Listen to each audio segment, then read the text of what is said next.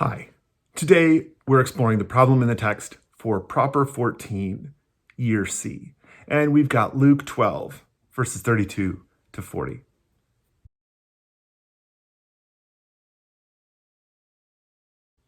Jesus said to his disciples, "Do not be afraid, little flock, for it is your Father's good pleasure to give you the kingdom. Sell your possessions and give alms. Make purses for yourselves that do not wear out, an unfailing treasure in heaven, where no thief comes near and no moth destroys. For where your treasure is, there your heart will be also. Be dressed for action and have your lamps lit. Be like those who are waiting for their master to return from the wedding banquet, so that they may open the door for him as soon as he comes and knocks. Blessed are those slaves whom the master finds alert when he comes. Truly, I tell you, he will fasten his belt and have them sit down to eat, and he will come and serve them. If he comes during the middle of the night or near dawn and finds them so, blessed are those slaves. But know this, if the owner of the house had known at what hour the thief was coming, he would not have let his house be broken into. You also must be ready, for the Son of Man is coming at an unexpected hour."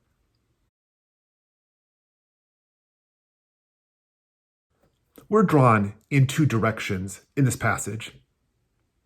They go together, but our response goes in opposite ways. First, stuff. The part about selling everything. Yikes. Suddenly, when it comes to giving away our stuff, the most fundamentalist among us gives up literalism. How awesome would it be if every 3 years we heard this passage and we all sold our stuff? Like, look around the room and realize you have nothing that's more than 2.5 years old, right? Sell the stuff you own and give generously. The second, be ready to go now, because you never know when it's time. So, where are we going? The problem in this text is how seriously we read the whole piece. I find that few people really take this passage seriously. Most literalists probably take it more seriously than the rest of us do, right? And the rapture-ready folk are completely serious about that sense of urgency. But as a whole, I don't see a glut of Christians swearing vows of poverty. Of course, this is also not a passage that encourages us to impoverish ourselves, nor is it one that says we ought to keep all of the stuff around and deal with all this junk metaphorically. This leads, obviously, to the sense of healthy balance, which is a totally tempting conclusion. Just moderate. Everything's better in moderation.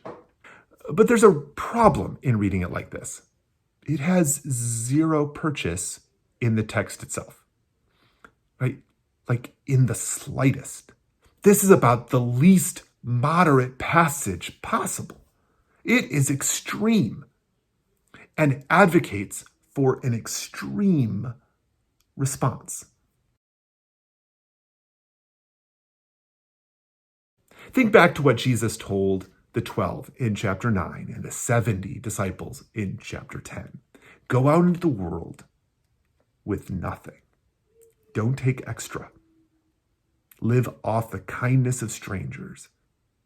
Let them be generous to you. There's a through line from there to here that can help us see where the value is. That we always have more than we need. We can always give. Like, if we ever have more than one cloak, we have room to give one away. Be generous with this stuff because it is all fleeting. It will go away. And nothing about owning and possessing stuff gets you anywhere in the kingdom. But giving, that may be everything. May God's grace be with you, and I will see you next time.